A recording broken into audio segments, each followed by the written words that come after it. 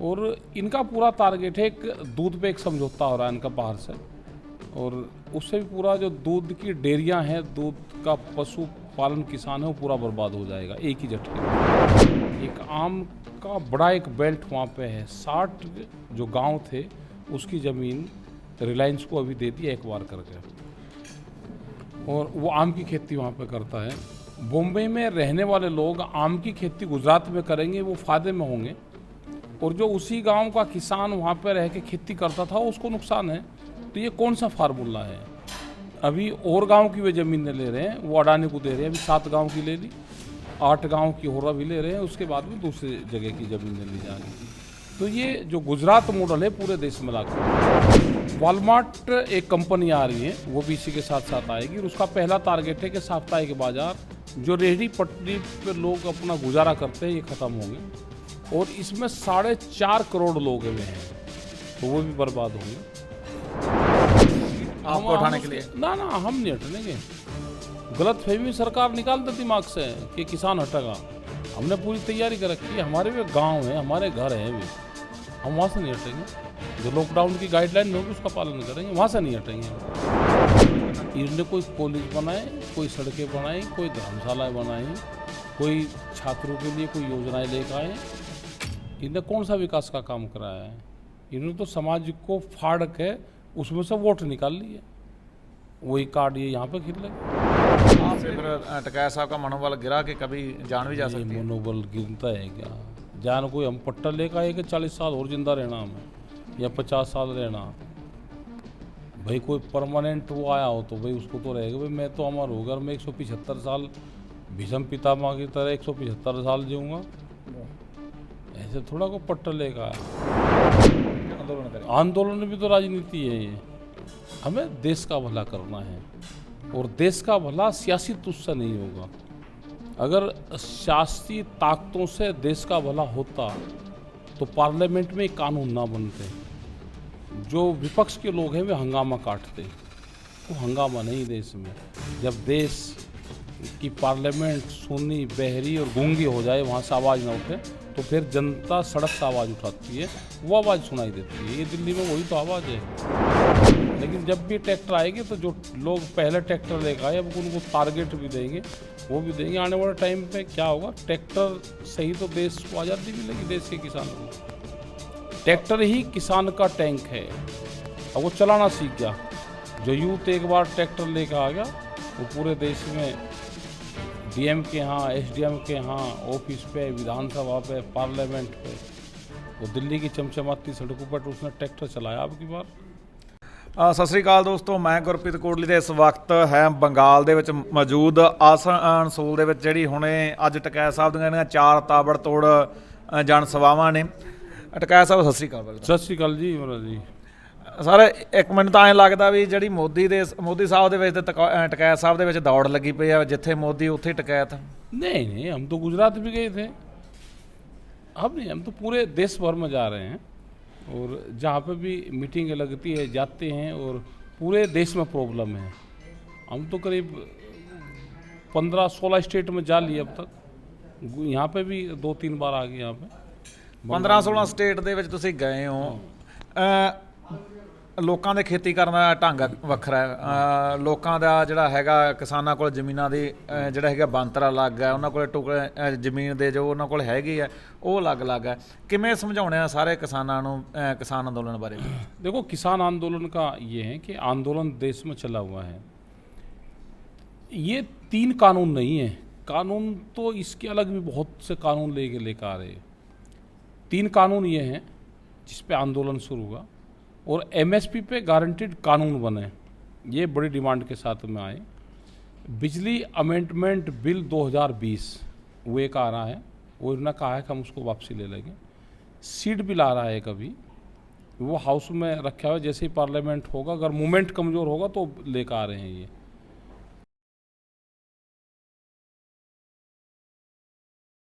और इनका पूरा टारगेट है, एक दूध पे एक समझौता हो रहा है इनका बाहर से, और उससे भी पूरा जो दूध की डेयरियां हैं, दूध का पशु पालन किसान है, वो पूरा बर्बाद हो जाएगा एक ही झटके में। और जो अमूल डेयरी हैं उसने कहा कि 17 रुपया लीटर हमको अगर भारत सरकार सब्सिडी देगी तो हम इन डेयरियों को बचा सकते हैं। तो कितना बड़ा क्राइसिस उस पर आने वाला है। इनका टारगेट ये है कि किसानों को बर्बाद करो पूर्ण रूप से, इस तरह के कानून बनाओ कि इनका पशुधन भी जाए, ये ज़मीन भी अपनी छोड़ दे और बड़ी बड़ी कंपनियां यहाँ पे खेती करेगी। गुजरात में उसकी शुरुआत हो गई है। एक आम का बड़ा एक बेल्ट वहाँ पे है, 60 जो गांव थे उसकी ज़मीन रिलायंस को अभी दे दी एक बार करके, और वो आम की खेती वहाँ पे करता है। बॉम्बे में रहने वाले लोग आम की खेती गुजरात में करेंगे, वो फ़ायदे में होंगे, और जो उसी गांव का किसान वहाँ पे रह के खेती करता था उसको नुकसान है। तो ये कौन सा फार्मूला है? अभी और गांव की वे ज़मीनें ले रहे हैं, वो अडानी को दे रहे हैं। अभी 7 गांव की ले ली, 8 गांव की और अभी ले रहे हैं, उसके बाद में दूसरी जगह की ज़मीनें ली जाएंगी। तो ये जो गुजरात मॉडल है पूरे देश में लागू होगा। यहाँ पे कंपनियाँ खेती करेगी, कॉन्ट्रैक्ट फार्मिंग के माध्यम से वे लोग आएंगे, अधिग्रहण ज़मीन करके उनको दी जाएगी, और पूरा जो एग्रीकल्चर सेक्टर है इसको बर्बाद करा जाएगा। जैसे ब्राज़ील में है, ब्राज़ील के अंदर 280 लोगों के पास में वहाँ की 80% ज़मीन है जो एग्रीकल्चर लैंड है, और जितना बड़ा आप ये लगाओ कि जितना बड़ा बंगाल है, 3 आदमी के पास में उतनी ज़मीन वहाँ पे है। तो वो नहीं रहा कि कौन आदमी कितनी ज़मीन रख सकता है, कंपनी के नाम से बहुत ज़मीन वो रख सकता है। तो यही मॉडल ये यहाँ पर लेकर आना चाहते हैं। तो इसीलिए पूर्ण रूप से विरोध है, और किसान जाग गया, देश का नौजवान जाग गया। जिस तरह से वो बेरोजगार हो रहा है वो जाग गया है, किसान जाग गया है, जो मजदूर है वो जाग गया है, जो दुकानदार हैं वो भी जाएंगे। साप्ताहिक बाजार बर्बाद होंगे, यहाँ पर ख़त्म होंगे। वॉलमार्ट एक कंपनी आ रही है, वो भी इसी के साथ साथ आएगी, और उसका पहला टारगेट है कि साप्ताहिक बाजार जो रेहड़ी पटरी पे लोग अपना गुजारा करते हैं ये ख़त्म होंगे, और इसमें 4.5 करोड़ लोग हुए हैं, तो वो भी बर्बाद होंगे। सीड बिल भी एक लेकर आ रहे हैं, उसके माध्यम से भी नए पुलिस थाने वो खुलेंगे, और करीब करीब 26 जो बड़े संस्थान, बड़े विभाग देश के हैं वे बिखरे हैं। तो आप ये देखोगे देश में बचने का ही कुछ नहीं। हम गुजरात गए तो गुजरात का जो समुद्र का किनारा है पूरा, वो पूरा 100 किलोमीटर में, वो जो उसकी खाड़ी क्षेत्र था और समुद्र का किनारा, वो पूरा करीब 16 कंपनियों को बेच दिया। गुजरात में अब सरकार के पास में कोई भी ज़मीन नहीं है, वो सब ज़मीनें प्राइवेट होगी। तो ये तो पूरा देश बिकने को है। एफसीआई के गोदाम जितने थे वो एफसीआई पूरी की पूरी बेच दी, उसके गोदाम बेच दिए, वो अडानी को चले गए।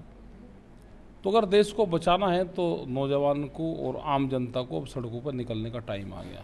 और दूसरी तरफ आज दिल्ली में जो वीकेंड का लॉकडाउन लगा दिया गया है, कोरोना के मामले भी 2 लाख निकला है कल। और क्या लगता है कि अब सरकार जो कोरोना कार्ड खेलेगी आपको उठाने के लिए? ना हम नहीं हटनेंगे। गलत फहमी सरकार निकाल दे दिमाग से कि किसान हटेगा। हमने पूरी तैयारी कर रखी है, हमारे भी गांव हैं, हमारे घर हैं वे, हम वहाँ से नहीं हटेंगे। जो लॉकडाउन की गाइडलाइन होगी उसका पालन करेंगे, वहाँ से नहीं हटेंगे हम।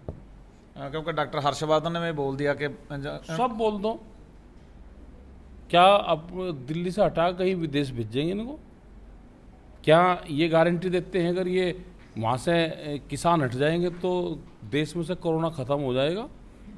भाई जैसे अपने गांव में कोरोना है या दिल्ली में, ऐसे ही वहाँ पे रहेगा। वो भी हमारे गांव में बैठे हुए हैं हम वहाँ पे। तो बंगाल में अभी आप इलेक्शन का दौर चल रहा है लगातार, आप भी यहाँ पे रैलियाँ कर रहे हो।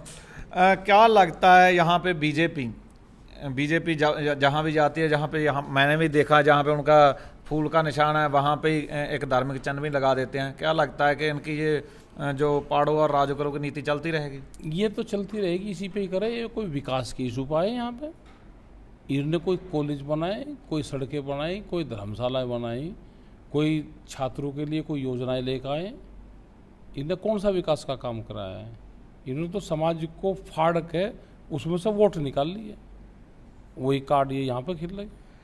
आप पे भी हमला हुआ राजस्थान में, क्या है क्या स्टेटस है सर उसका? जो हमले वाले थे पकड़े गए, क्या पता लगा उसमें? क्या वो एबीपी के छात्र थे, वो बीजेपी के लोग थे वो सारे बच्चे, और वो 14 उसी दिन पकड़ लिए थे, स्टूडेंट थे वे सारे पुलिस ने, और उनकी आइडेंटिटी पूर्ण रूप से निकली कि बीजेपी के समर्थित लोग थे वे। तो उससे फिर टिकैत साहब का मनोबल गिरा कि कभी जान भी जा ये सकती है। मनोबल गिरता है क्या?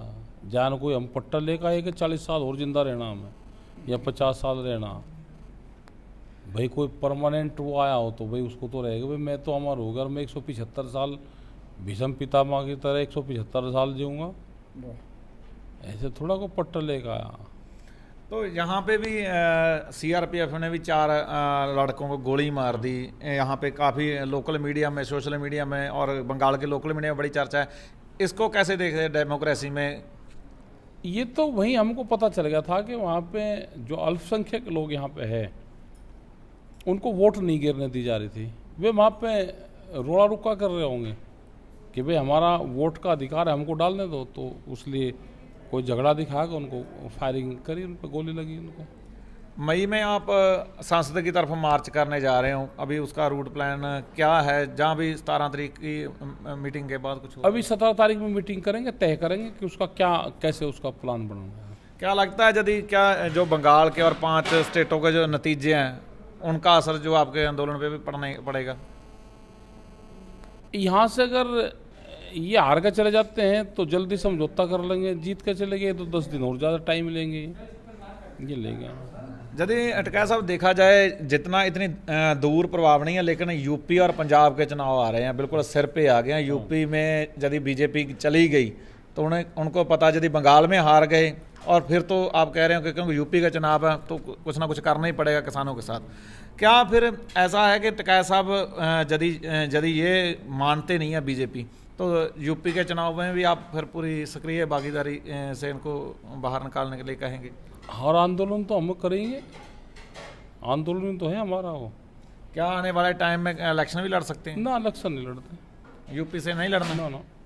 तो फिर आप पूरी मतलब के राजनीति में, सक्रिय राजनीति में नहीं जाना? ना ना, आंदोलन करेंगे, आंदोलन करें। आंदोलन में भी तो राजनीति है। ये हमें देश का भला करना है, और देश का भला सियासी तुष्ट से नहीं होगा। अगर सियासी ताकतों से देश का भला होता तो पार्लियामेंट में कानून ना बनते। जो विपक्ष के लोग हैं वे हंगामा काटते, वो हंगामा नहीं देश में।